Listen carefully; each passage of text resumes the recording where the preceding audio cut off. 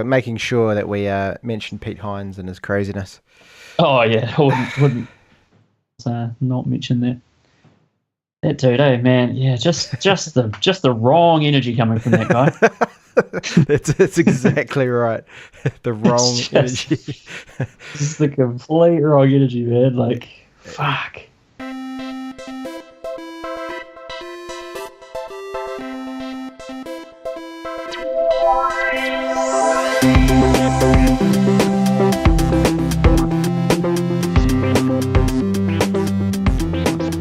Good evening, everyone. Welcome back to the Overcast Gamer Show. It is the 15th of June. It's a Thursday, and I'm joined by... Regan Harper. Didn't sing it that time. Didn't sing it. Bethesda Valentine also didn't sing it. And we're just going to cut right through the fucking pleasantries and go straight to what we're going to be talking about the entire podcast, because something big happened over this last weekend, and its name was the Electronic Entertainment Expo.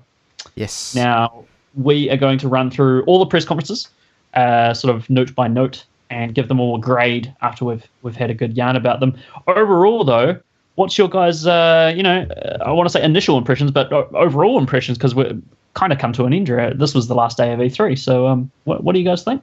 So overall impressions of the like kind of conference as a whole. Everything. I see. I don't know if I'm sort of like kind of painting with sort of rose tinted goggles, and I think of mixed metaphors there. But anyway, it's a great one. I think it probably wasn't as great as last year's. I just remember thinking back to last year's. We had huge conference from Sony, with a whole bunch of like game announcements like that. I don't know, fulfilled a lot of dreams for me. So while this year was okay, I would say it's not the most memorable E3 in recent memory for me anyway. Might be different. I'd agree with that, Regan. It felt the word I would use is underwhelming. Yeah, this little bit. Yeah, although I guess we're in like sort of the middle of, I want to say, a console cycle's a thing now. In the middle of a console cycle, and it's kind of games and things, and yeah, I don't know. Balthazar might have a different opinion, because obviously you sort of had your, you had different expectations, perhaps. Yeah, I mean, for me, I think it comes down to what camp you're primarily in, with console ties and things like that. So for me, I'd actually say this was a pretty good E3, because we had solid news on just a lot of things I was interested in. Nintendo had a lot of cool stuff showing. Microsoft, now that those things that go hand in hand with Windows 10 stuff, there was a lot of good showings there that I'll get my hands on as well. And likewise, just the multi-plats in general, your EAs and your Ubisofts and things like.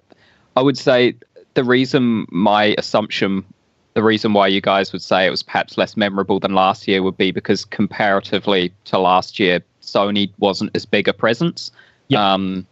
Whereas for me, moving more towards just PC gaming and stuff, so the things that are available on multi-platforms are the things I'm looking out for the most. I would say there was more for me this year at E3 than there was last year. Rather than the just big Sony wank fest that it was last year. That's fair. That's totally fair. Yeah, so I think that, definitely, like, when it comes to console stuff, it wasn't as good this year. Because, I mean, as much as I harp on about PC gaming and stuff, I still have my PS4. I still, bang it on every now and again. So, yeah, from a console owner's perspective, this year was not particularly memorable. But from just a general games perspective, I think this year was pretty phenomenal. Like, there was a lot of really high quality looking games announced and revealed. I think it's just that this year, as opposed to pretty much every year previously in E3, this was a very unexclusive year with console deals and things. Like, it was very much just here's a whole load of games that everyone is going to get to play, which I think is where gaming in general should be moving anyway. We should be moving away from exclusivity and just everyone play every game, because that's a good call. We all want to. And I think this year was a year that, this is what E3s would look like in that kind of world. It's just a whole load of good-looking games coming out, and not a whole lot of here's stuff that you in particular are excited for because only you get to play it kind of thing. Yeah. This felt like the complete sort of antithesis of the Microsoft Xbox One announcement conference, in which they just harped on about TV for God knows how long. This one was like it felt like a direct and gut reaction to that, where they sort of just did games, pretty much, apart from Xbox One X, which we'll talk about. But it just felt like games and games and games and more games. And that's great. That's exactly, as you mentioned, Balthazar, that's what it should be about. But that's sort of how I felt about it. Nice one. Yeah, I think we'll get to that in a bit when we get down to the Microsoft conference. But I think, we'll just dive straight into it. So the first one to kick us off, was it a day before everyone else, or was it 2 days before? I can't remember. It was a wee while before everyone. I think it was just one day before, but it was the morning of the day before. Right. So it felt quite early in the cycle of E3. Yeah, EA, so Electronic Arts kicked us off with their own events now. EA haven't had the best. How long have they been? They've done two, I think. I think they've had their own press conferences for two. Yeah, they've been going this will be the third. Yep. Yeah. So they've never had the best of press conferences. This, from what I can remember, and I can't remember a huge amount of their previous ones, this felt like their strongest, probably, to me. Yep, I'd agree. Yeah, I think it was slick. The less these games are, they're becoming less and less cringeworthy. There was certainly a cringeworthy moment in EA's conference, but it was good. I thought it was quite slick. It was a good show. So to kick things off, they had a lineup of people with I can't remember some American football dude's name on the back of the jerseys. A whole bunch of people in these jerseys and like a drum line, just playing the drums a bunch. That's right. Oh man, that was not a good sign and not a good way to kick things off. I was like, here we go, sports right out the gate, are we? Yeah. And it sort of was but they mixed in the sports with everything else, which was kind of good, as opposed to having a big sports chunk. Yeah. That sort of sports chunk that you typically just kind of skip at the start of each one. Yeah, exactly. So I think we kicked things off with Madden, if that's what the drumline would have been referencing. I'm trying to remember, but it was. So Madden Longshot, which is sort of their take on this, how they did with FIFA, The Journey or whatever it was called. Yep. They're doing that with Madden. They're putting a storyline into Madden, which kind of looks like that TV show Friday Night Lights. But any thoughts on that one, guys? I guess it just makes sense, No. right? no thoughts. None. I don't have a lot to say about it, and all I can really say is that it makes sense. Like, the weird thing about the whole EA press conference is that they put all the sports stuff in there, but people that play sports games, they're not really the kind of demographic who are going to be sitting there watching E3 conferences anyway. So it's kind of a bit odd, but it's with their big IPs. But the story makes sense. Why not? I mean, are we going to see this in every EA sports game from now on? Are we going to see in NHL's hockey, right? Yeah, hockey. There's so many acronyms, man. I can't keep up with them. NHL and NBA obviously was mentioned later on, and that seemed to be doing a similar thing. Yeah, they're putting a story into that as well. And is that the future of EA sports games? Stories? Maybe. I don't think there's enough. Like NHL is very niche, they probably sell a bit of it, but it's probably just to the Canadians, and that's about it. I don't know. Maybe. I mean, it depends on how much effort they want to put into writing and developing those stories. What sort of reception did the FIFA The Journey get? Does anyone know? I think it was pretty good. Okay. That's all I know. Is a vague sort of impression of what it might have been. Shows how much we care about sports games. It might have been okay. It might have been great. I don't know. We have some vague recollection that it might have been mediocre. Exactly. We'll move on into Battlefield 1, which was the DLC, first DLC for that game, I want to say. Yeah, it is. Yep. In the name of the Tsar, which is the sort of heading to Russia and the Ukraine, I think, in that one. Regan, are you interested in that one? You're the only one who really, still has Battlefield 1, I should say. I sold my copy. I've picked it up a couple times over the last, since it since it released. I for sure will check this out. It seems to be opening up like a whole lot of map content. I can't remember how many maps it was that it was adding, but their kind of catchphrase was opening up the biggest front in World War One, which was the front along the, I guess, Russian border or whatever it was called then, and adding a whole bunch of kind of those sort of classes, I guess, to the game. So it sounds really cool. If it's just more of the same content and things, I'm not sure if there'll be like more of the campaign stuff added. I would hope so, because those campaigns were good fun. But yeah, I shit, why not? It looks good to me. I think the core gameplay in that game was solid enough, and there's enough of a community around it that it totally makes sense. It was a Battlefield that got a overwhelmingly positive reception from what I remember. Most reviewers gave it pretty high scores, around 8s and 9s kind of thing. So yeah, I don't see any reason why this wouldn't do pretty well, and I would imagine that adds some storyline, single player type stuff in there for it as well. Yep. I'm still loitering around where Regan said, I'm bringing all the classes that were around then, and just thinking, I wonder if back in, during World War One, you had guys getting up in the morning. Oh, what class are you going to rock today? Mate, yesterday I just unlocked Pyro. I'm going to light up the trenches. Yeah. I'm going in there with my fucking flamethrower. I'm jack of all trades. I think it was something about the ladies. There was like a ladies battalion or something in the yes, Russian that's army. right. There was. And so some sort of like infantry classes or something around there. I don't know. But yeah. Okay, that looks all right. We'll move into FIFA, which is the FIFA 18 Ronaldo. Something to do with Ronaldo. Like, I know Ronaldo's like a really good soccer player and all that. Don't really know what his involvement in this FIFA is. Like, what can you only play as Ronaldo? Is it going to be 11 on B11 of Ronaldo? Well, they put Ronaldo in a gimp suit, right, with all the little white bubbles over it, and made him run about and do tricks and things. Yeah, and so I think they touted it as like with the real movement of Ronaldo, or like Ronaldo's daughter, or something like that. So every other player was still just making that shit up, but Ronaldo, he'll be moving realistically. Yeah, he'll be just like the real man. I don't know if you guys remember the way in which this was presented, but those some dudes who I felt like I was supposed to know, but I definitely did not. The Men in Blazers came out, the sort of Cockney blokes, with their maroon. I don't know if they're I suppose if they're Manchester United, they're not really Cockney, are they? But they came out and they just sort of showed off FIFA and did some sort of weird shtick that didn't really go down very well with the crowd nor me. I don't know. It was a bit odd. They had a little bit of a kind of a video to try and, I guess, tell people who they were. I don't know. A lot of their jokes fell a little bit flat, but they, like, in general, they kept their energy up, which was cool.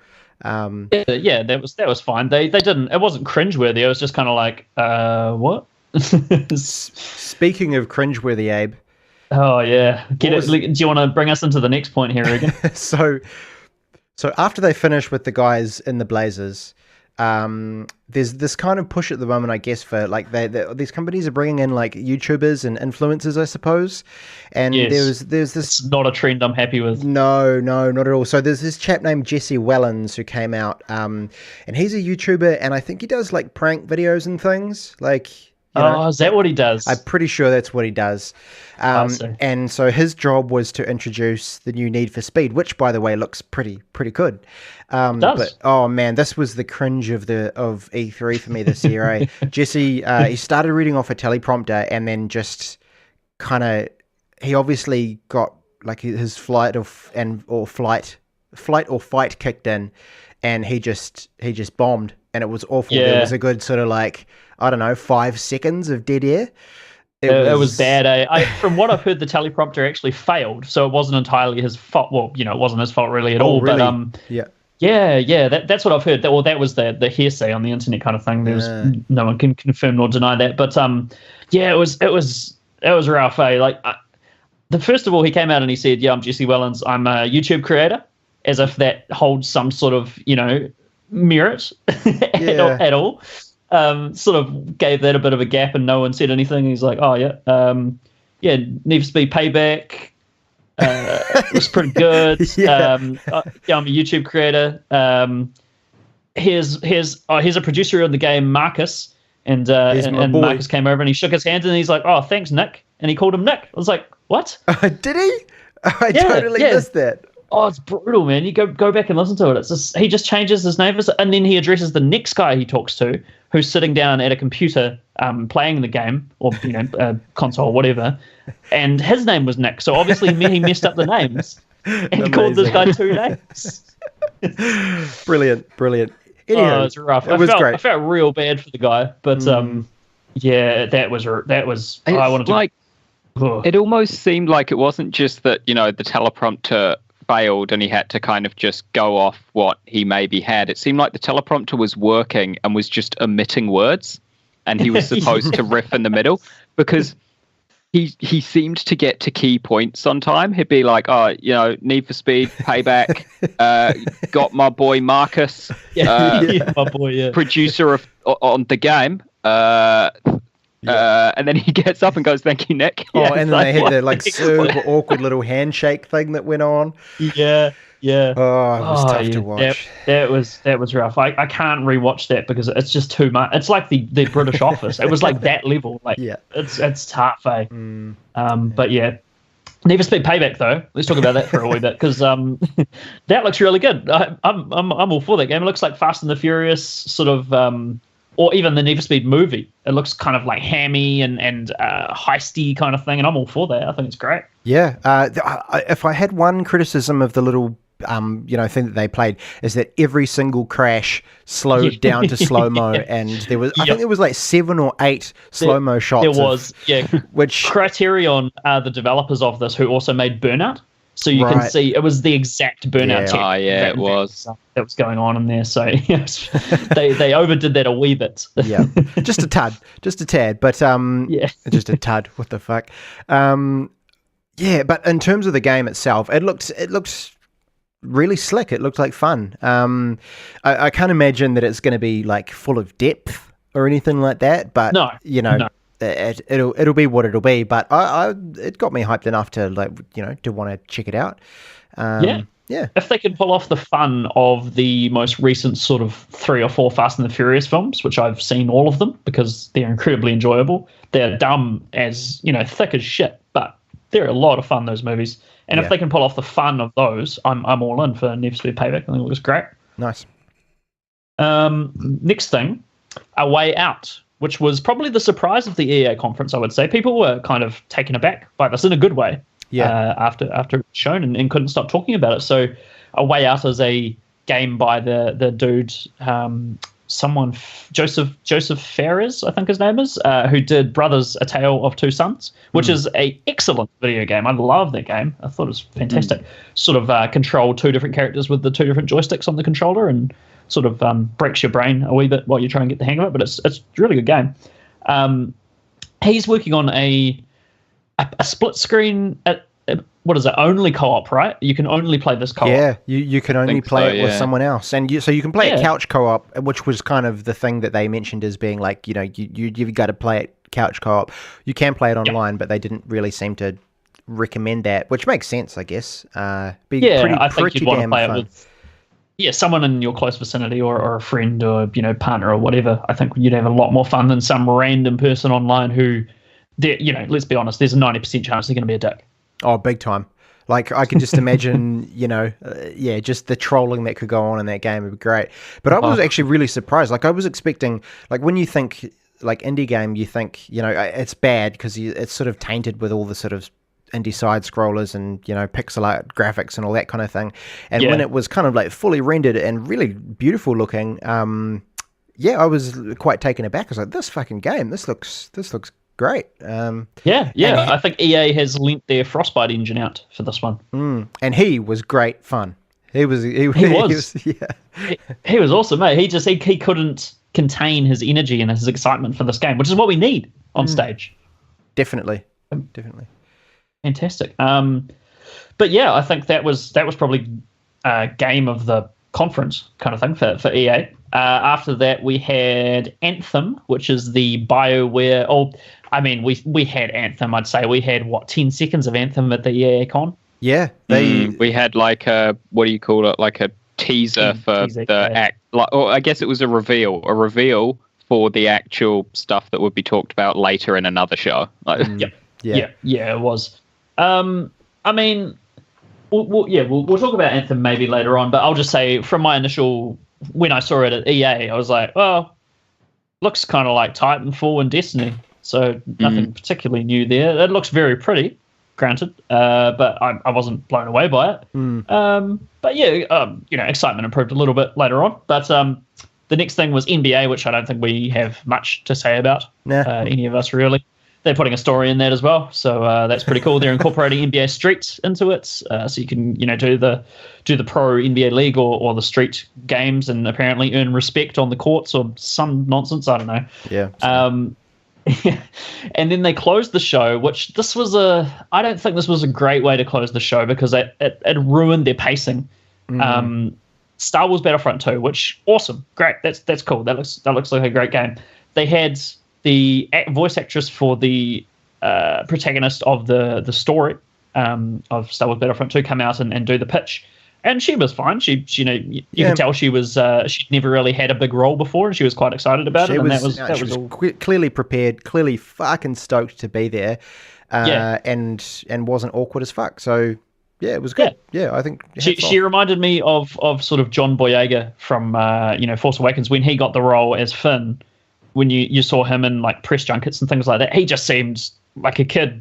He was just reeling. He couldn't believe his luck that he got into this crazy AAA movie sort of thing. And she had that same sort of humbleness and humility about her sort of thing. So that was really cool. But they ended the conference with 30 minutes. The conference pretty much, they had their big montage and their closing and all that, and then they just had 30 minutes of gameplay of Star Wars Battlefront 2, which just killed the pacing of that conference completely. I didn't even watch it all. I just got sick of it after a while. They could have just kind of finished the conference early and just had that as kind of like an after show type thing instead of sort of maybe trying to sort of shoehorn it into the conference in a way. The game itself looks quite good. It looks gorgeous. Yeah, it looks like all those things that people wanted from the first one, they've sort of addressed and fleshed out, which is awesome. So yeah, it was quite cool when they showed it off. Before she started talking, they had that tweet come up from John Boyega saying, "What? There's no storyline in Star Wars Battlefront," and then that kind of overwhelmed the screen. Using effect, and it was cool that they acknowledged that they really did not fuck up, and they did fuck up, and they had so minimal content in that game that was just one failing. Everything else about that game was great. It just wasn't enough of it. That was all that was wrong with it, sort of thing. So it was pretty cool that they addressed that head on. But that was the end of the EA Con. Grades, gentlemen. I gave them an achieved plus. Achieved plus, so not an A plus. No, it's an A plus achieved with an endorsement. So we're going by the New Zealand NCEA system, which I actually can't remember what that stands for. Can anyone remember what that stands for? National Certificate of Educational Achievement.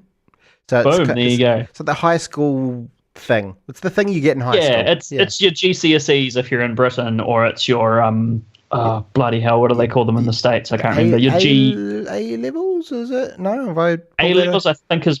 A-levels are UK. UK as A-levels and O-levels. GPA score or something? I always remember in American movies, they're my GPA is 4.9.9. I'm like, is that good? Is that bad? I don't know. Multiple decimal points. I don't know. Are you sure that it's that high? Great. But anyway, Regan gave it an achieved plus. So the grades you can give are essentially achieved, not achieved, achieved, merit, and excellence. And you can also give endorsements. So that's sort of a 0.5 if you give it an achieved plus. That's a achieved 0.5 sort of thing. So Regan, you've gone with a achieved 0.5, achieved plus. Yep, I think, and what it was a way out that really saved that one for me. Otherwise, it would have just been a solid achieved. Yep. It's good. Balthazar. I gave EA an achieved. They brought enough to the table to get a pass that wasn't sports. They had A Way Out and they had Battlefront 2. And they had that Battlefield 1 DLC, but none of it was anything I'm particularly excited for. So, they brought things for everyone, or at least they attempted to this time. They didn't just bring things for the sports fans. They didn't just bring things for the, COD boy fans sort of thing. They tried to bring a little bit of something for everyone this time, and so for the effort, they get an achieved. Nice. Well, I gave them an achieved as well. I liked a lot of what they brought. I really liked Need for Speed Payback. That was a really nice surprise, bar the GC Wellens intro. And A Way Out was awesome. I can't wait to play that. It looks really good. The pretty much what I marked it down for was the Star Wars Battlefront 2 pacing, because I literally just closed the conference and I was like, this is all there's going to be, and I just exited out of it, and I didn't do that with any of the other conferences. So it got a marked down for showing too much. There is such a thing as showing too much. So I think EA needs to learn to. They'll figure it out, man. Next year, EA is going to do well. They're getting better. If you look at the curve, if you look at their gradient, it's going up. So, at least there's that. Yep. So, yeah, we'll move on to Bethesda, which was the following day, afternoon. Yep, that pretty much says it all there, Regan. Let's crack through this one nice and quick, I think. There's not a whole lot to say on Bethesda, I'm afraid. Yeah, it's gonna get a bit negative in here if we stay on Bethesda for too long. But yeah, so first thing we need to talk about, without getting too personal, is Pete Hines. Now, Pete Hines is, I don't know, I can't remember if it's the CEO. He's some sort of high up in Bethesda, and he's not the right energy for their conferences. He seems like it seems like we've done him a disservice in being there and watching. And he's really angry that with the fact that we all turned up, and I don't like that feeling, Pete. It's very unsettling. Do you guys feel the same? I'm not quite sure how to sum it up, And I think you said it well before, that it's just not the right energy. Like I'm sure, Pete. If you listen to this, mate, you're never going to listen to this, but if you listen to it, you're probably a fucking stellar guy, and I'd have a beer with you. But on stage, there's just not a good sort of like warmth that you get from him. No. It's very clinical and erring towards sort of angry doctor. It's not someone I would trust with a scalpel near me. Let's just put it that way. Like the kind of doctor where you tell him what's going wrong and then he sort of like blames you for being sick. Yes, exactly. That's perfect, Regan. That is exactly what it is. It's you go to your GP and they're like, well, you had this cardiac arrest because you lose some weight, fatty. Yeah. You're just like, well, that's not what I expect from my GP, kind of thing. It's So it turns out Pete is the vice president of PR and marketing at Bethesda. He's the PR dude, is he? Wow. Yeah.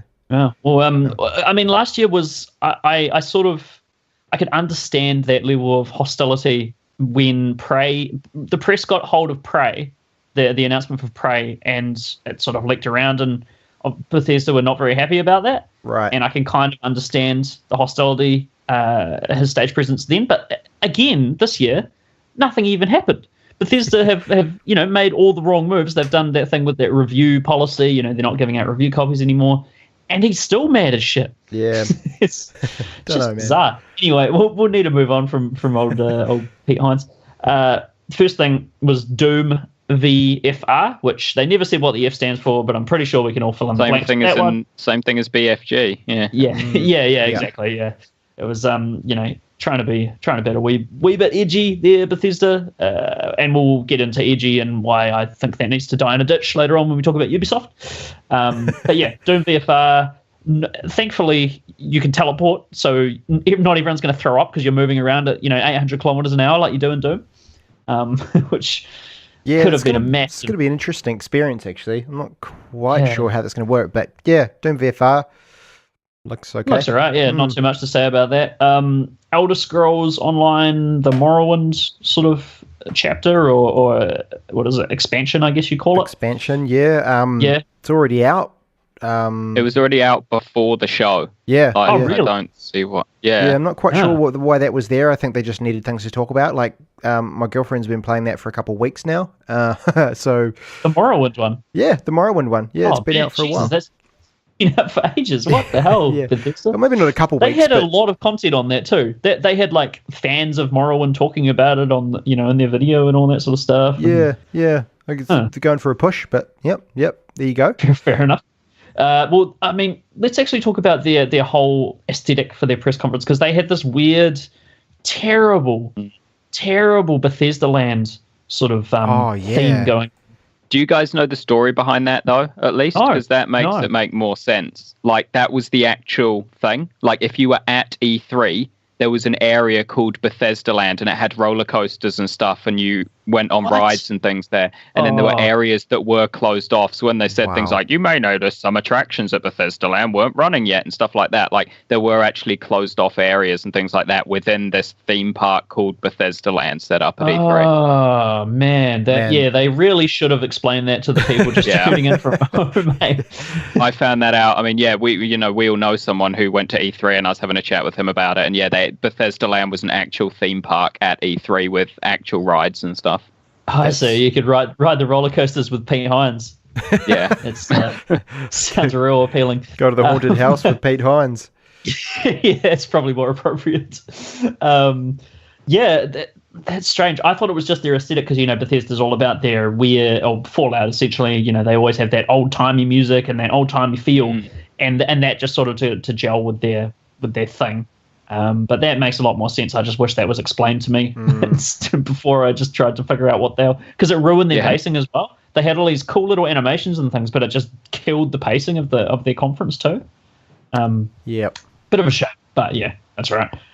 So they had a whole VR section. So we had Doom VR, we had Fallout 4 VR, which probably the announcement that I care the least about in all of everything. I just don't. I was talking to someone. Yeah, I would agree. I care less about Skyrim VR, to be honest. But anyway, I think that was We'll get to Skyrim VR. Yeah, let's. I think it was. Press conference. It's because it was another non-announcement. Fallout 4 VR has already existed since Fallout 4 came out. Because if you owned an Oculus or a Vive and Fallout 4 on PC, you can put your fucking headset on and play the game in VR. It's always existed in VR since the game came out. It's another non-announcement by Bethesda. See, this is the weird thing. Like, I spoke to someone yesterday who has an Oculus and is big on VR gaming, like is kind of following it and getting everything. And he was actually pumped for Fallout 4 in VR. Like, really? Yeah, like pumped for it. And I guess because up until this, there's been no huge kind of VR releases. Like, everything's sort of been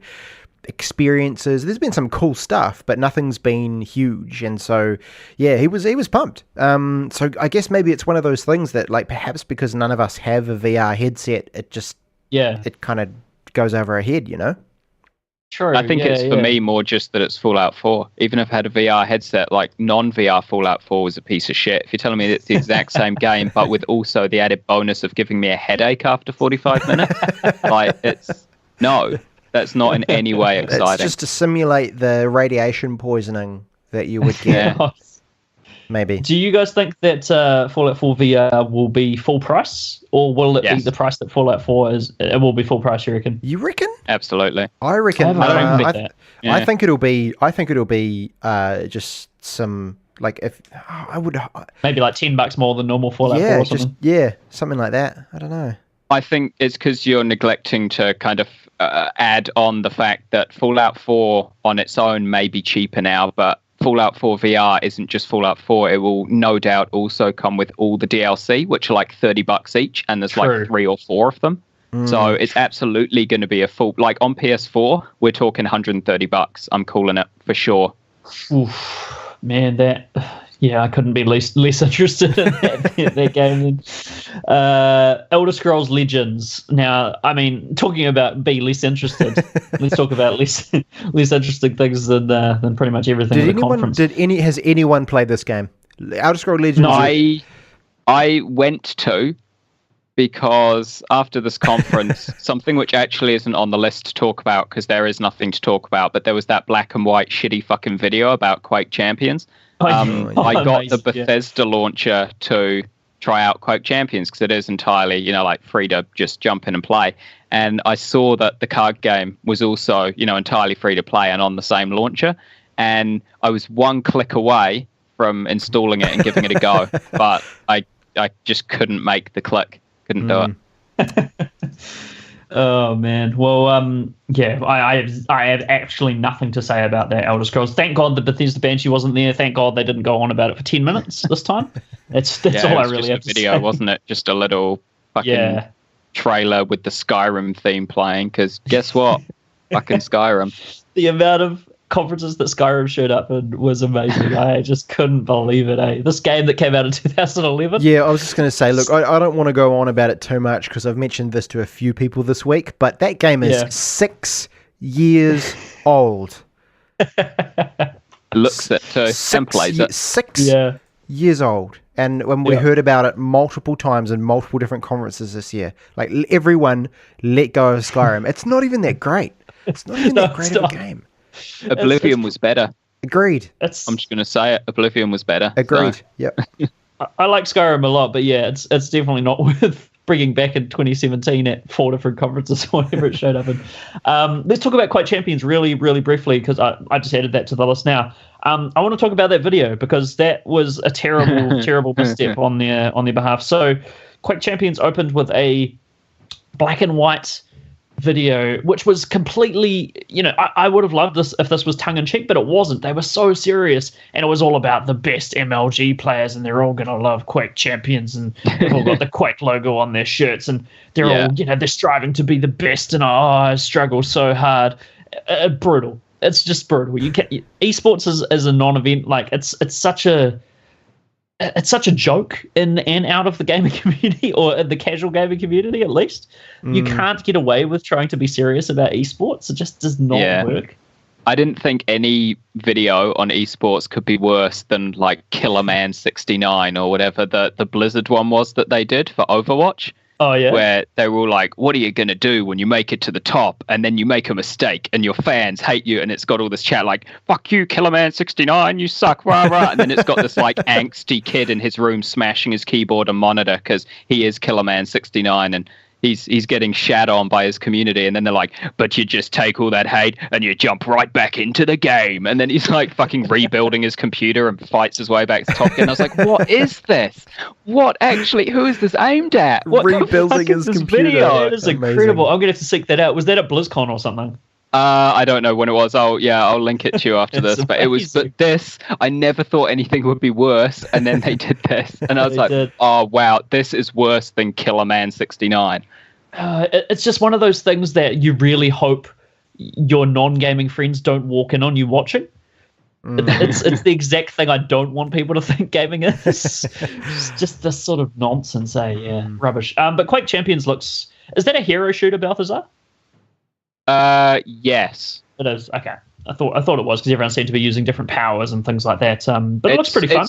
It shouldn't be because it wasn't originally. Like Quake wasn't. It was just a pure skill-based, run around quickly, blow shit up. And they've still tried to keep that. You still run around quickly, but they've added hero powers. Like, for example, they've got BJ Blazkowicz from Wolfenstein in there. He doesn't fit at all, but they've thrown him in, and his power is dual wielding. Like, you hit the power button, and he pulls a duplicate of whatever gun you're wielding out, and then for like 10 seconds runs around dual wielding and stuff like that. So right, yeah. I forgot they just chucked BJ Blazkowicz in there for no particular reason.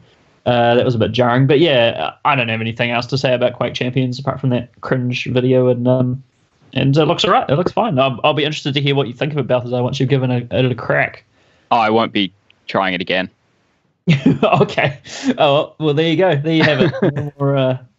No more impressions. Another failure for Bethesda. Another failure for Bethesda. But yeah, Skyrim on Switch was this debuted at the Bethesda Con, or was this? It was. Oh man, we already knew about it. We knew it was. We knew about it since that. Saw that guy playing it on the plane. That's the one. That's right. But they just showed now that you get Link's tunic and the Hylian shield and the Master That's Sword. right. It was Link in Skyrim. The reactions to this were amazing. I love how they said as well, like, Skyrim, like you've never played it before. And, never before have you been able to play Link in Skyrim, except if you had it on the original platform it launched on PC. And, just all the modders added every single character from every other IP in the world within a week of the game launching. Like, it's not new or exclusive. Yeah, that was brutal, eh? the stream, the sort of reaction stream that I watched from the Easy Yellows, they were just losing their shit when Link showed up, because one guy's like a massive Zelda fan, and he just he was shooting daggers at the screen, and he was not happy about this. Amazing. Nintendo, what are you doing? Dishonored DLC. Anything to say about this? I'm not a Dishonored fan, so I don't really. Regan? Yeah. Something about Dishonored. Go maybe pick it up if you want. There's like a black chick cyborg in the trailer. Don't know if that's relevant. Yeah, there was some creepy looking mist, and that's all I really remember. The Evil Within 2. Now this had a massive trailer. This trailer went on for like 3 or 4 minutes. It was really long.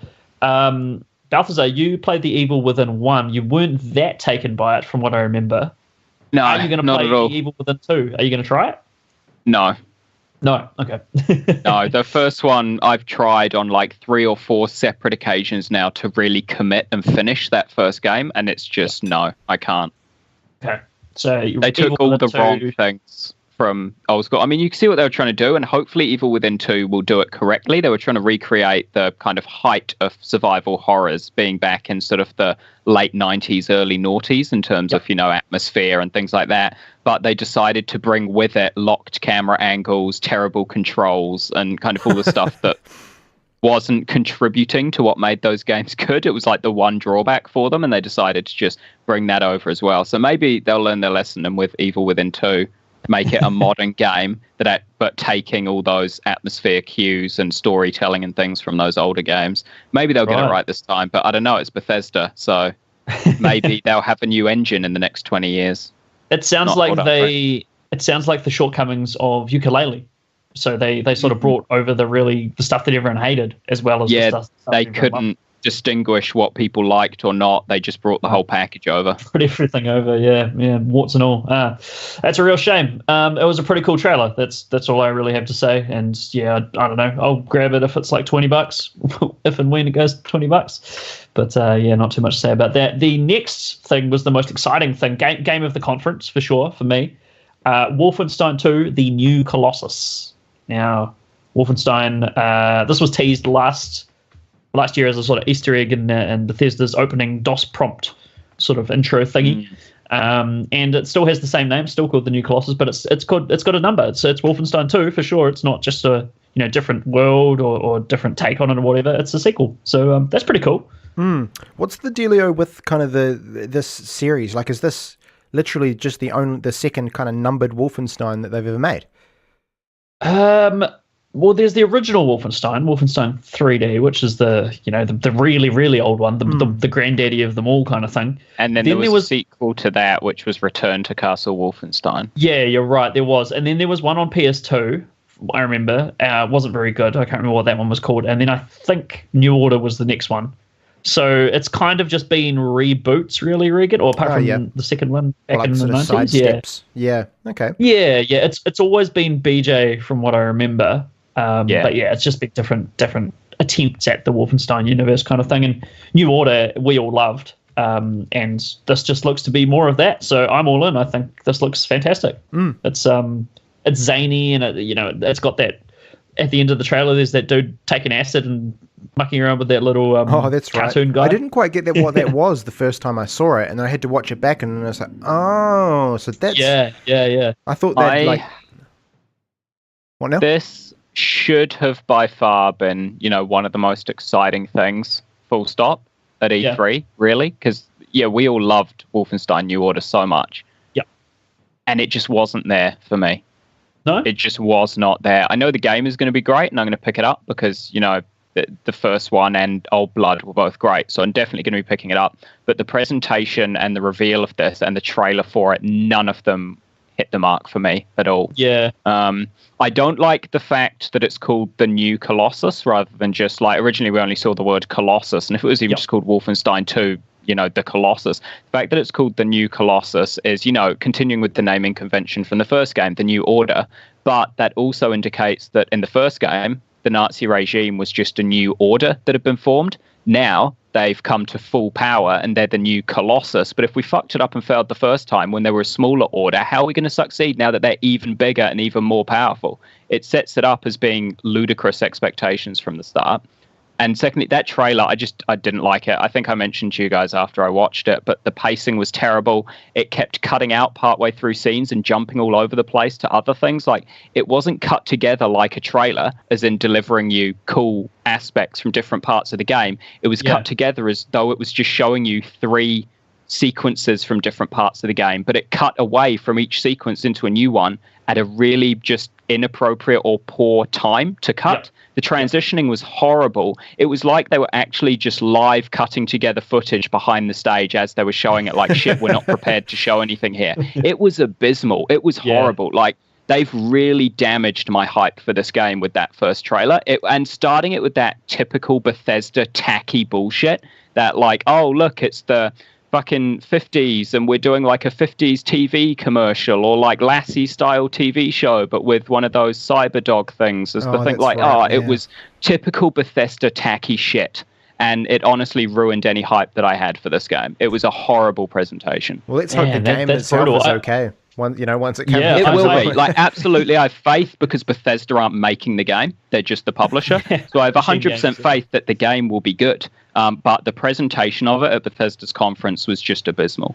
I do agree with that. I think the pacing of this trailer, if you want to call it that, was brutal. It was, very bizarre. I didn't really know what was going on. I enjoyed everything I was seeing, but I didn't really understand how it all fit together or anything like that. But yeah, I do agree. But I'm still well hyped for this. Anything Wolfenstein, it'll take a lot to stop me not being excited for that. So yeah, bit of a shame there. But the last thing we'll talk about in the Bethesda, which is massively controversial again, they tried to slip this one by everyone, but people picked up on it immediately. You underestimate the power of the collective angry horde sweaty gamers. Bethesda. Paid mod content is back in the form of Bethesda's Creation Suite. Is that what they called it? Creation Club or something? Yeah, Creation Club. That's what it was. Creation Club. Yeah, the alliteration. They're we're going to be making mods and we're going to be hiring the best modders to make mods, and you can pay for them. And they tried to slip it by calling them credits, by being like, yes, they did. When it got to it, they were like, just pay for the mods, using credits from you, blah blah blah.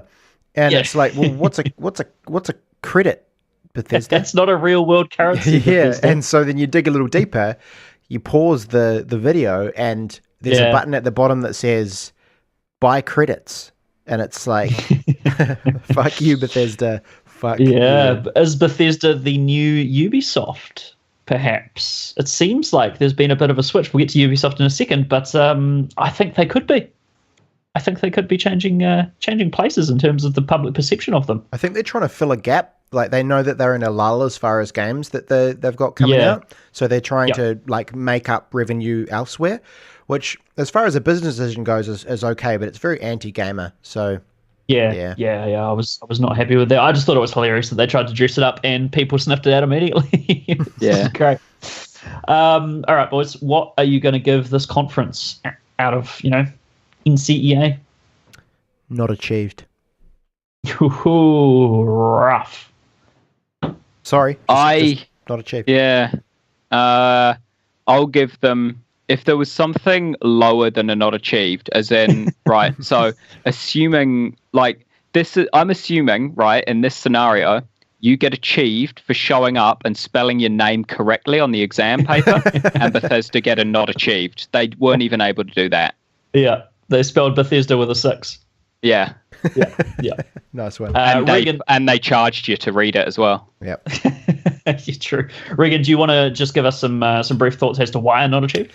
Well, because they mentioned Skyrim again, and Skyrim is a 6-year-old game. Like, if you run your eye down the list and you look at that, okay, Doom's an old game. Morrowind has released. Fallout 4's released and is getting old.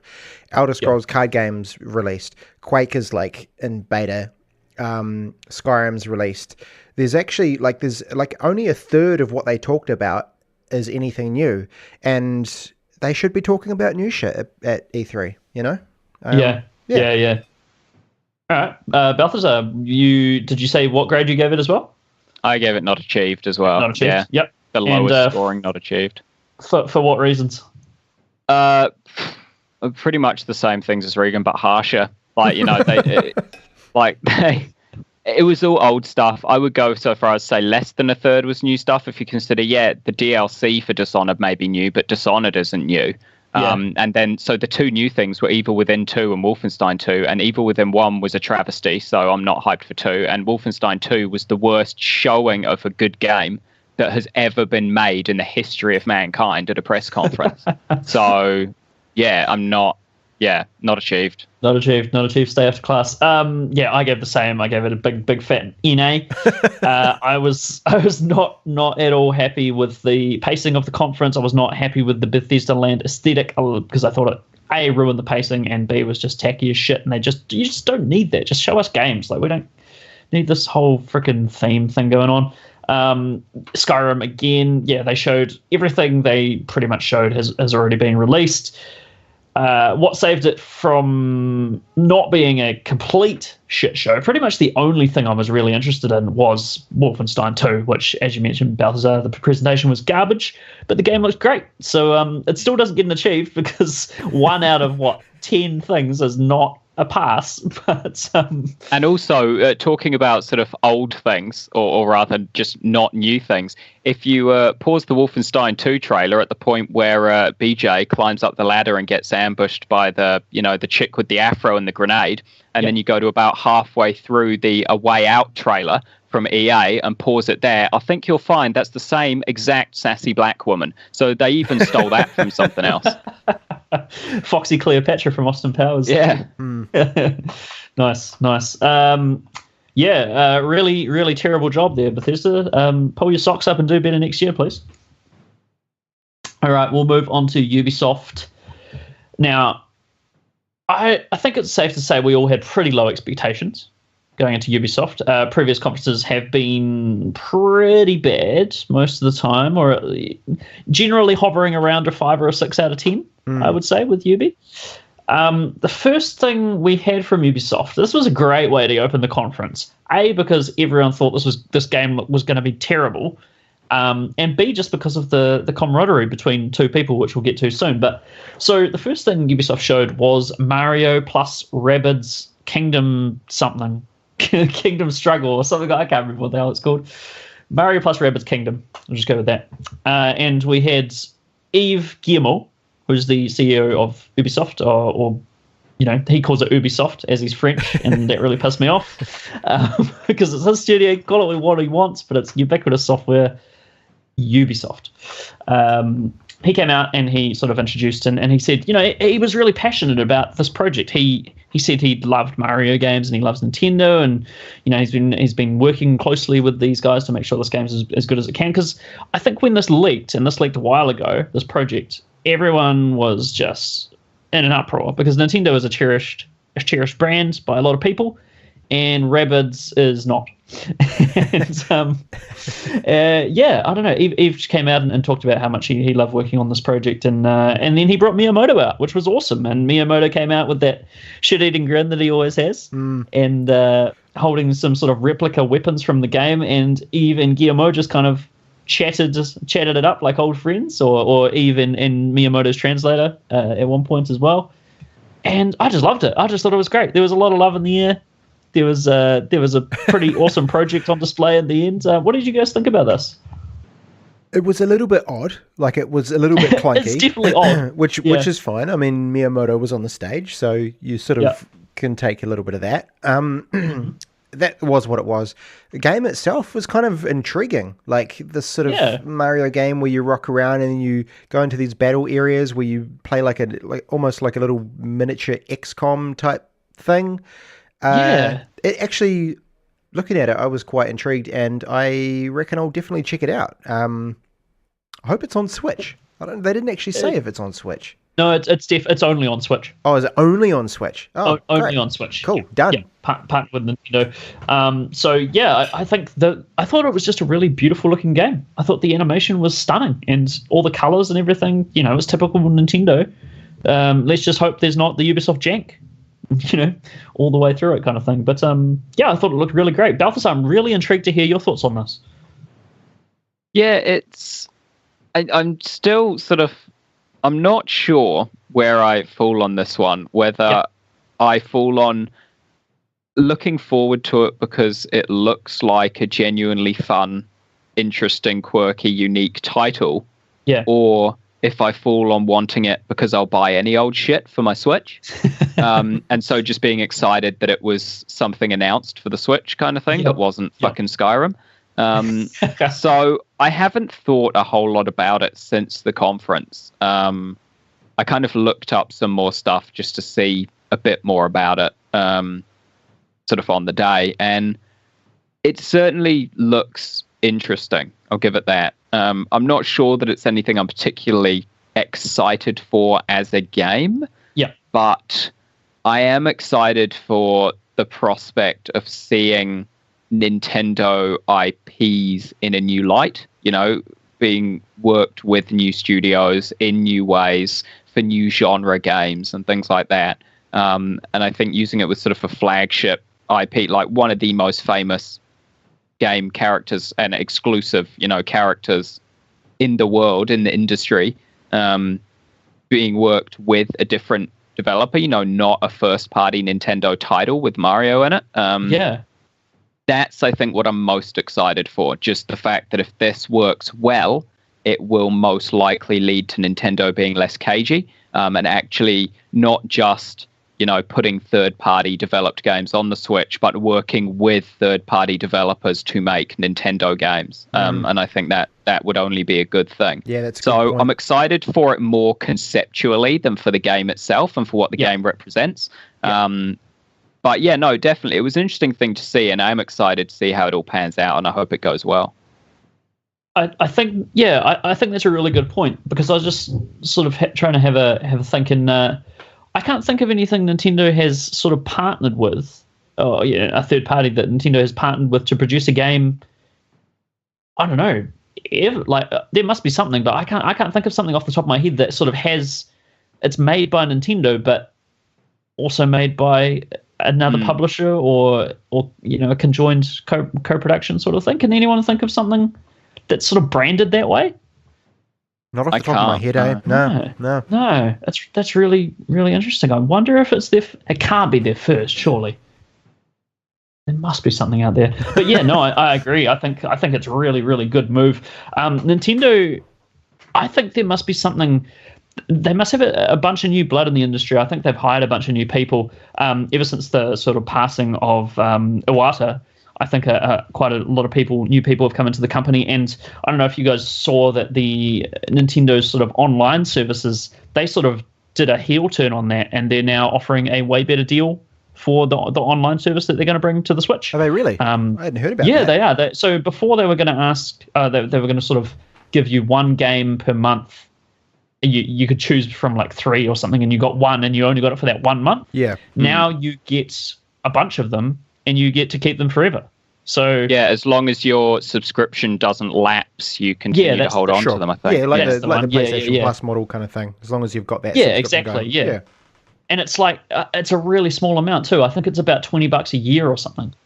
Yeah, it was. I was looking at it, and it was like $2.50 a month or something like that. Wow, which is just that's ridiculous. Insane. Yeah, that's great. Even if you assume that most of the stuff that comes, at least at the start, is going to be, garbage. Like, this month I get Tetris and stuff like that. Like, and then eventually Mario. Over time, like for $20 a year, in a year you're going to get more than $20 worth of those classic remakes that you can hang on to, kind of thing. Like, it won't be too long before they run out of the Tetrises to give to you, Dr. Mario and all that stuff, and they're going to have to be like, here's DK1 from Game Boy kind of thing and stuff like that, and just some classic platformers, and that'd be great. That'll turn the Switch into sort of the new arcade machine that you can just carry around with you. That sounds awesome. It does sound great. Yeah.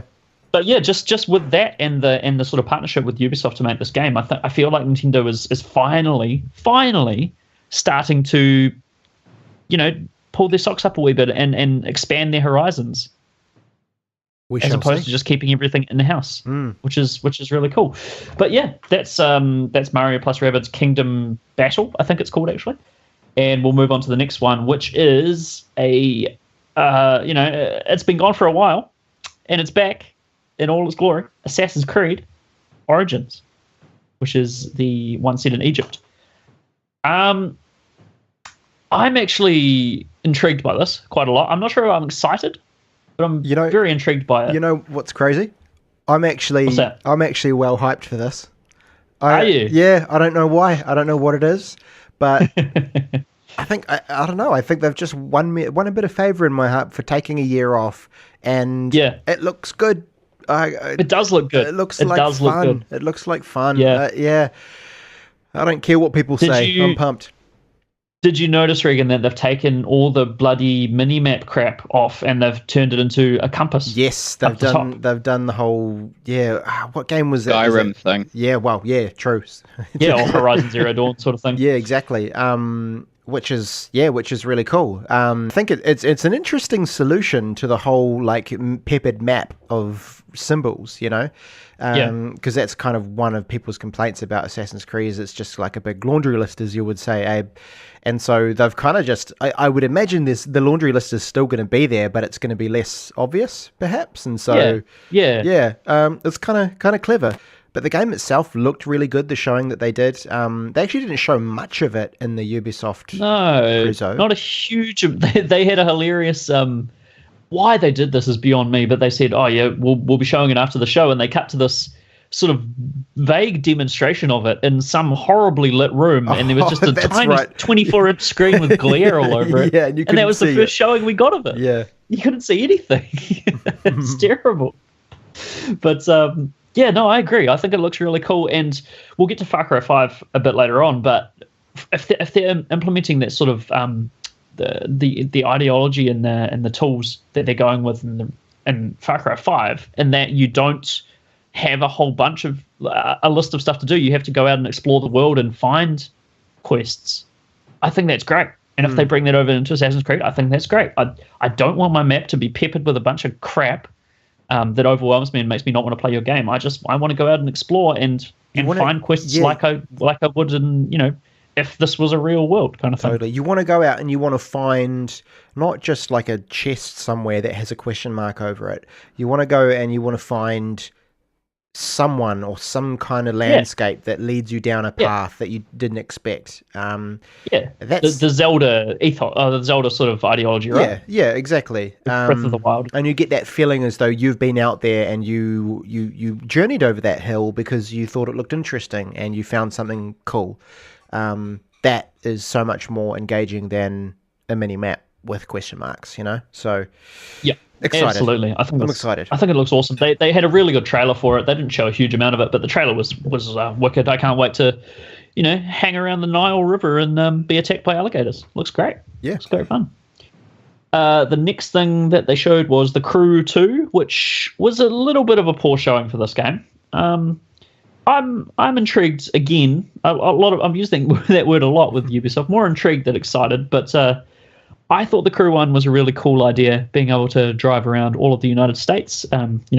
Listeners will know that I love traveling and I love just going and seeing different cultures and things like that. And the Crew was an awesome way, or should have been an awesome way, to see all of the United States. And unfortunately, it was a bit of a Ubisoft game, and that it had radio towers and a whole bunch of endless bullshit to do. And the Crew 2 looks to be the same, but with planes and boats. And motocross bikes. Sure. And motocross bikes. Like almost every type of, land-going vehicle and air-going vehicle. Yeah. Yeah, it's bizarre. If they turned it into some sort of wacky races style game, where there's, people in all sorts of vehicles, including like giant hot dogs and things like that. Yeah. Man, I'm all about that. Yeah, that'd be great. wonderful. Muttley sitting in the back. That'd be awesome. Yeah. Yeah. But I don't know. I don't think the guy did a great job of showing this game off, and the trailer didn't either. But again, if they implement that game design philosophy from Far Cry 5, or hopefully what sound like it's going to be in Far Cry 5, wherein you just go out and explore, that's awesome. Like I'll definitely pick up the Crew if that's what you're going to do with it. That sounds great. So not too much to say on that one. The next one, this only made a really brief appearance. South Park Fresh and Butthole, obviously that's coming out this year, October. And, looks great. We've known it looks great for years now. Give us that goddamn game is all I can say. I think that's all there is to say about it. Like, hey guys, just remember that this game is coming. cool. We fucking know it's coming. Just give us one's forgotten. No one's forgotten. Just waiting on it. I mean, Balthazar, you weren't aware that it was coming out this year, right?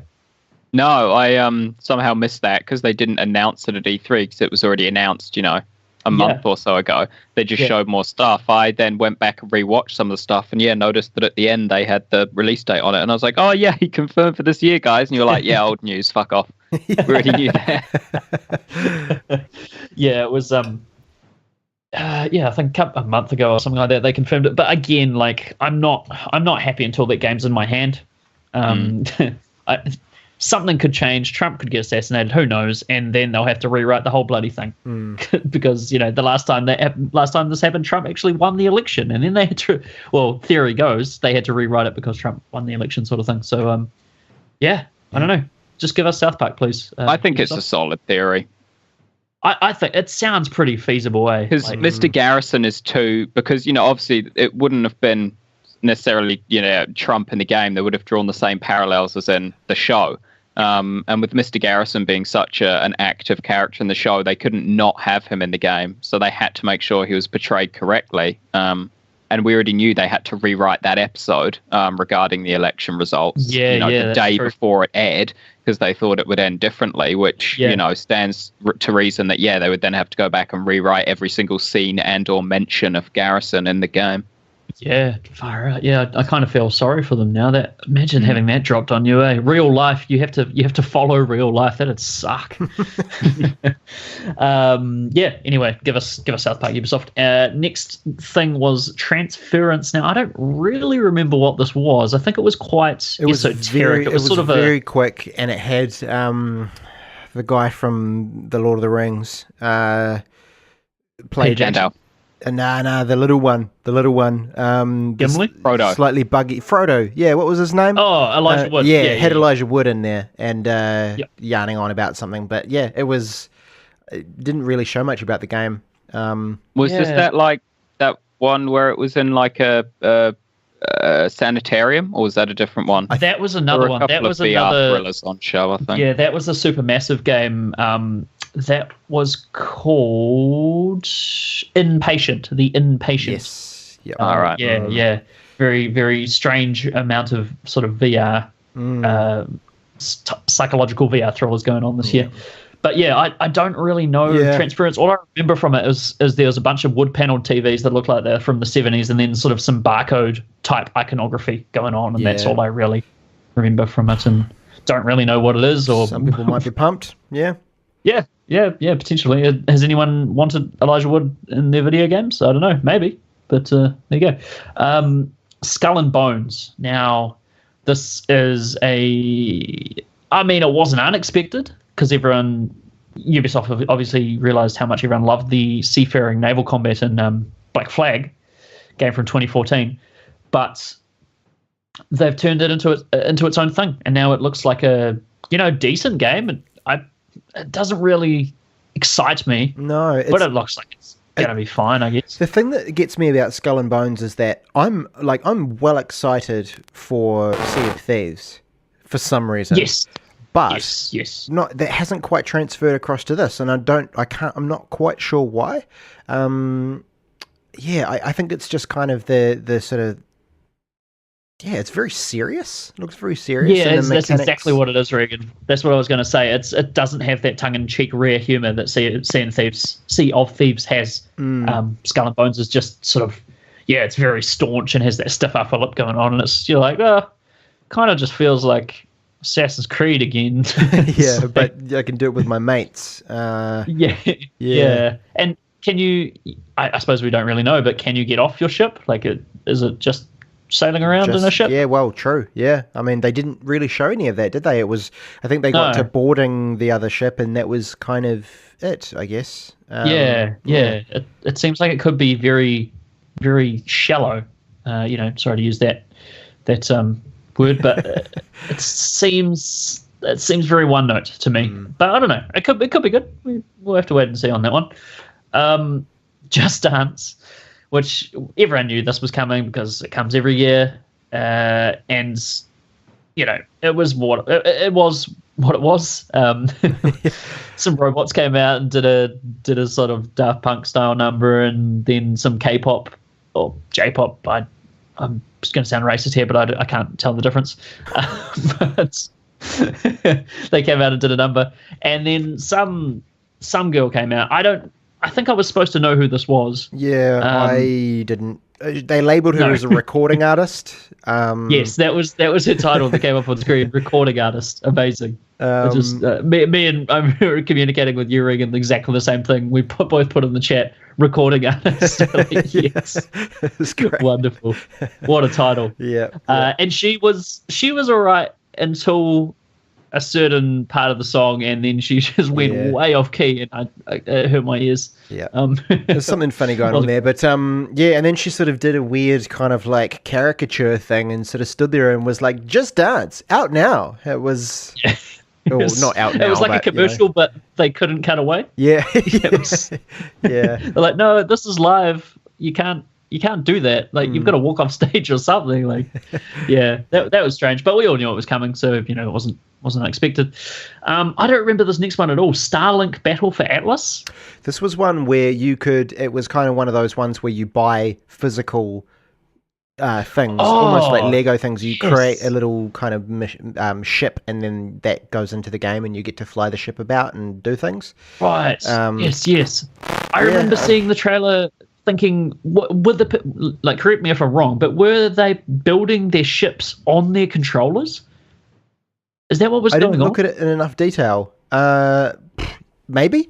I felt like I saw that and was really confused. It looked like someone was building a ship, and it sort of clicked onto the middle of your Xbox controller. So suddenly your Xbox controller was about a foot high. It seemed very, very bizarre. I wasn't really too sure. Honestly, this game it just doesn't look like it. It looks like looks very forgettable. Yeah, very, very generic space kind of video game with toys to life, style Skylanders and Disney Infinity mechanics going on there. So yeah, bit of a non-event, that one. Steep, which is the snowboarding, paragliding, skiing game that Ubisoft released last year. Yeah, would have been last year. Bombed hard. No one bought that game. Yeah. And they're bringing out Olympics expansion for it. Yeah, like some story. It looks like some story DLC, or maybe like a career DLC. You could perhaps say. Feels like Steep. Yeah, Steep Olympics. They put their like rings and things on it. Yeah, that would cost a fair whack to get that. That partnership with the official Olympics kind of thing. And this game didn't make any money, so I'm kind of trying to figure out that move. Odd. Anyway, not much to say on Steep because none of us have played that either. I'll pick it up when it's cheaper, but they're still trying to sell it for $50, and it's not going to happen. Not so much, yeah. No, Far Cry 5. So lots to say about this one. So Far Cry 5 is set in Montana, and it's sort of based around this crazy cult that's taken over Hope County in Montana. Now, I'm really pumped for this game. I think it looks great, and if they bring that philosophy into it, I watched an interview with the game's producer Dan Hayes, and he was talking about the whole you have to actually wander around and find people to get quests off, and you'll hear someone say, oh, someone usually hangs around down by the barn, and then you have to be like, oh shit, where's the barn at? Like, look around and see if you can scout a barn and go talk to this dude, and he might give you a perk or he might give you a weapon or something like that. I think this also looks awesome, and predominantly due to the really controversial and kind of topical nature of the story. Did this catch either of your guys' eyes? It definitely was different. Like I wasn't expecting it. Like, to be fair, I had sort of sat there and pondered what I would do with the next Far Cry title, but it's going to be interesting. I can see it invoking more sort of wrath in me as a player. So like if they're doing creepy ass cultish hate fueled stuff in the game, it's actually going to probably fuel me, and I'm going to get angry, and I'm going to want to go on a rampage, which suits Far Cry perfectly. So yeah, I think it's cool. I think it's good. Yeah, I mean, obvious stand in Westboro Baptist Church, right? That's essentially who these people are, or any number of cults in the States. But I think the Westboro Baptist Church are probably the one that they've taken the most influence from, kind of thing. And they're a horrible group of human beings. So yeah, I have no qualms about killing them and murdering them in cyberspace. That's fine by me. Yeah. You get a dog companion, which is awesome. The dog can disarm people and can bring weapons back to you, which I think is great. Any game that offers me a dog, I'm well in. Yeah, I think it's big awesome. time. A dog companion that can get me guns. Yeah, perfect. Yeah, looks wonderful. I really hope there's no downgrade, which sounds like famous last words when it comes to Ubisoft, but this game looks really good, but it looks good enough to not be a lie at this point. Like it looks like it would run on current gen consoles, kind of thing. So I'm really hoping it just stays at this level of fidelity and quality, kind of thing, and they don't just do something really, really dumb with it. But yeah, I'm well pumped for this. This is probably my most pumped for Ubisoft game, and it's coming out February 2018. So I've got a wee while to wait, and we've got Assassin's Creed coming out later this year. Regan, when is that coming out? That is a good question. I did look it up. Hang on, let me find out. September or I want to say maybe September or October. It is. Did we get a date? Yeah, we did. This is quality listening for our listeners out there. Yeah. Wait. Conducive audio entertainment. Why is it not just on Google when I Google it? Come on, Google. So you're more pumped for this save than South Park? Yeah, I don't know. South Park, the hype is kind of just like it feels like I already have that game in a way. Like it's just been around for so long, and the hype has died off for that one. Unfortunately, I'm going to be well pumped when I actually get it. But yeah, I'm not. In terms of hype, I'm more hyped for Far Cry now than South Park. October 27th, Assassin's Creed. October 27th. There we go. Okay, so it's the start of the holiday season for the States, sort of thing. Yep. For Assassin's Creed. The last thing on the UbiCon was Beyond Good and Evil 2, which I don't think anyone thought was going to be making an appearance. Hasn't made an appearance for 2 years now. They showed a really short thing a couple of years ago with the main character. I think her name's Jade from the original game. And it looks like they've gone a complete different direction, but a really good direction with Beyond Good and Evil 2, because I was pretty pumped for this. It looks really interesting and really unique. I never played the first Beyond Good and Evil. So I sort of was actually didn't really know anything about it. So I was kind of watching the trailer going, this is different. Yeah. Did you both play it? I didn't. You didn't? I'm pretty sure Hannah played the first one and liked it. I never played the first one. So yeah, no expectations or attachment coming into seeing stuff for the second one. No hype. Yeah. Yeah, I played the demo of the first one on PlayStation 2, and it was fine from what I remember, but I wasn't that taken by it. But after seeing everyone so excited for Beyond Good and Evil 2, I instantly looked this one up on Steam, because my computer could probably run a game from 2003, and nines and nines galore for this game. So I'm definitely gonna play through the first one before number 2 arrives, because everyone says it's one of the best third-person action adventure games ever made. Oh shit! So yeah, sounds pretty high praise, eh? But this trailer was really cool. I loved the monkey. And the sort of Cockney monkey London accent that he had going on, and everyone had really interesting characters about them. And the only thing I didn't like was there was just way too much swearing in this trailer. Yeah, like I don't care about I wasn't offended. I just thought it was really, really crappy, like cheesy. It felt like someone trying to be cool and trying to be edgy. Does a little bit, yeah. What I will say about the trailer though is that the visuals. Amazing. It looked so good. Yeah. Absolutely stellar, eh?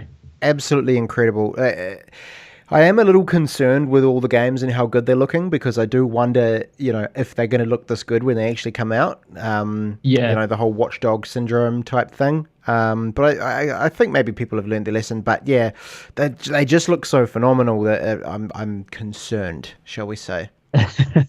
They could have been all showing on the Scorpio. Yeah, they probably were. Yeah. Yeah.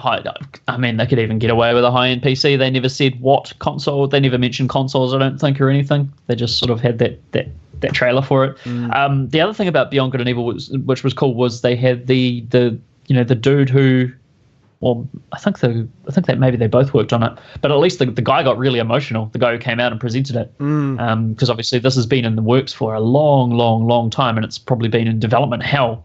Probably been on hiatus for many years, and he was just super chuffed to finally be able to show this off to people, and he thanked Eve, and Eve just seems like a great dude. Like, to be honest, he's second in line after Phil Spencer as to greatest person in the industry, from what I can tell. Like, Eve is he seems like a really nice person, just a really good dude.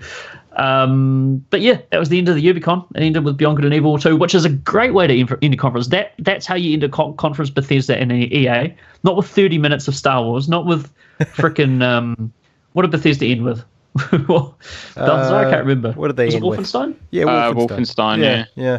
Yeah, I was desperately then trying to think of that line from fucking Star Wars Episode 2 or whatever it was then, when you were like, not with this, not with that, the whole fucking, but with thunderous applause. This is the death of democracy. Not with a war, not with this, but with thunderous applause. Yeah, it was, not with a terribly paced trailer. They both had terribly paced endings, actually, EA and Bethesda. Don't fuck up your pacing, I think, is the lesson we need to take away from this. Keep the hype levels high, yeah. Definitely. But what are your grades for this one, Regan? My grade was a merit for this one. Merit? Yeah, definitely an improvement on EA and Bethesda. And I mean, the things for me, it's all about the games, right? And I thought they did a really good job of pacing it throughout the whole thing. And game-wise, Assassin's Creed looked really good. South Park looked really cool. And Far Cry 5, I think, was looking solid as well. So yeah, good job, Ubisoft. Nice. Yeah. Nice one. Balthazar? I also gave them a merit. And mine is slightly different. I mean, they didn't actually talk about anything really that I am personally excited for. I mean, South Park, obviously, I want to get when that comes out, but they didn't talk about anything else that I'm actually personally interested in or excited for. So this wasn't for like, hey, it was super hype for me. This didn't feel like Ubisoft.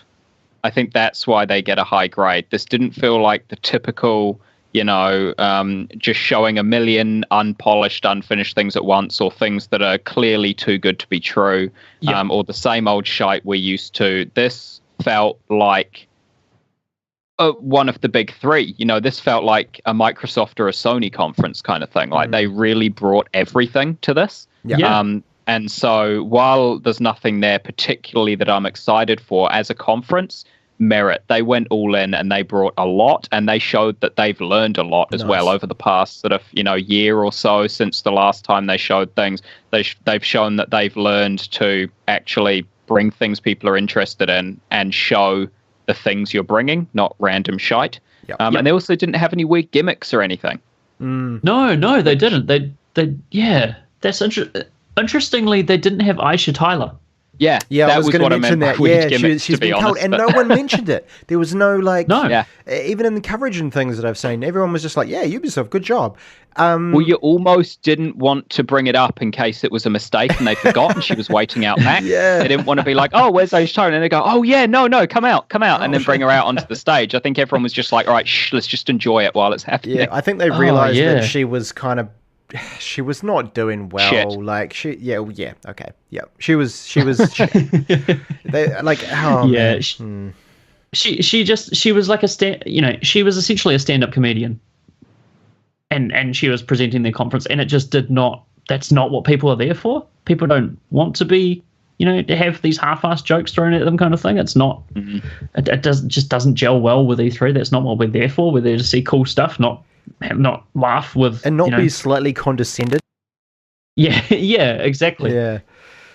Ubi's come a long way since I think it was last con actually, where There's that video I sent through to you guys of Meme King or whatever. Aisha Tyler going up to this guy in this sort of Assassin's Creed Syndicate cosplay, and do you want to pitch me a meme? Which I don't even know what that means. I don't think meme pitch could be me a used meme. It's like she's just tried to recoin pitch me a dream. They stole it from us. True. She came into the future, she heard pitch me a dream, she's like, I've got to get there first, went back in time and went, hey bruv, pitch me a meme. and he shut her down. Yeah, that's brutal. But yeah, I gave Ubisoft a Merit with endorsement, so Merit Plus. I thought they did a really good job. A lot of stuff that I'm really interested in. They had a really good balance of just pure trailers and pure gameplay and developers coming out and talking about their projects. Also, the people who came out were mostly really, really, they did a good job. They were passionate about what they had to show, and they presented well, and they were charismatic and everything. Great job, Ubisoft. I think, Mario Rabbids I'm intrigued by, Assassin's Creed I'm intrigued by, Far Cry I'm excited for, South Park obviously, The Crew 2 I'm intrigued by. There's tons of stuff there for me. So yeah I thought they did a really, really good job. So Merit. I also think they were the only conference who everyone they brought out to talk was actually a games developer or, worked in some way in the industry. I think almost every single other conference had someone at some point come out who wasn't actually an industry employee. It's a good point. Yeah, you're probably right. That's a really good point, actually. Yeah. Because I was just thinking EA had the Men in Blazers, and Bethesda had someone, I can't remember who it was, and EA obviously had the Star Wars lady as well, which was fine. But I'd rather hear from the devs, of course. That is a good point. I think that shows. Like, our comments here are like, they all seemed quite passionate about what they were doing, as opposed to getting some YouTuber on the show just to kind of, I guess, get people to be interested in it. Yeah. No, I like it. It's for the games, right? It's for the games. It actually felt, I never thought I'd use this word with Ubisoft, but it felt genuine. It felt really genuine. Holy shit. Their marketing team is like job done right now, eh? Yeah. I thought it was really good. So Merit Plus from me for that one.